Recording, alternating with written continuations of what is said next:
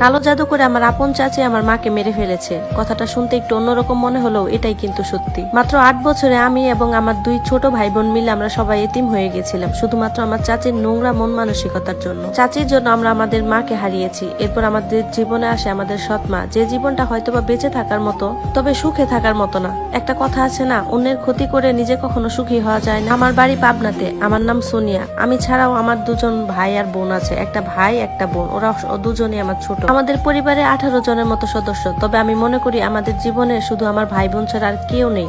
আমার যখন 8 বছর ছিল তখন আমার ছোট বোনে 5 বছর ছিল, আর আমার ছোট ভাইটা ছিল মাত্র 1.5 বছরের। আমার মাকে নিয়ে অনেক স্মৃতি আমার মনে পড়ে। আমার মা অনেক সহজ সরল ছিল। আমার চাচির তুলনায় আমার মা একটু বেশি ঘরোয়া টাইপের ছিল। মানে উনি ঘর গুছিয়ে রাখা, ঘরের গৃহস্থের কাজ করা, এগুলোই ছিল ওনার স্বপ্ন। আমার দাদি আমার মায়ের ব্যাপারে মনে মনে খুব খুশি ছিল, কারণ দাদি ভাবতো হয়তো বা আমার মা এই সংসারটাকে ধরে রাখতে পারবে। আমার মায়ের হাতে অনেক বেশি শাকসবজি হতো। দাদি যখনই কোনো শাকসবজি বুনতো আমার মায়ের হাত দিয়ে বুনাতো।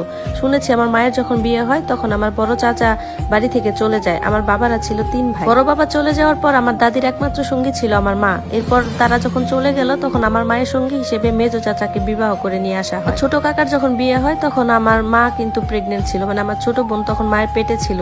আমাদের জমিতে যখন ধান বা অন্য কোনো ফসল আনা হতো তখন এগুলো আমার মা, তারপর আমার দাদি আর কয়েকজন লোক মিলে এগুলো নিজেরাই সামলাতো। আমার ছোট বোন যখন মায়ের গর্ভে আসে তখন তো বাড়িতে কাজের অনেক চাপ পড়ে যায়। মা তখন অসুস্থ থাকার কারণে কাজ করতে পারে না। এই জন্য ছোট চাচা বিয়ে একটু দেরিতে হওয়ার কথা হলেও একটু আগেই করে ফেলা হয়েছে, যাতে চাচি এসে আমার মাকে একটু সাহায্য করতে পারে। আমার মা ওই অবস্থায় ঘরের সকল কাজকর্ম করতো, কিন্তু আমার চাচি কোনো কাজই করতো না। আমার দাদি তো চাচিকে মাঝে মাঝে বলতো, তুমি তো বউকে একটু সাহায্য করতে পারো। কিন্তু এই ব্যাপারটাতে চাচি সব সময় বিরক্ত হতো। সে সব সময় চাইতো চাচাকে নিয়ে আলাদা হয়ে যাবে, কিন্তু আমার দাদি এটা বলে দিছে যে সে যতদিন বেঁচে আছে ততদিন তার সংসারে কেউ আলাদা হতে পারবে না। আমার বোনের যখন 2 বছর বয়স তখন আমার দাদি অসুস্থ হয়ে বিছানাগতর হয়ে যায়।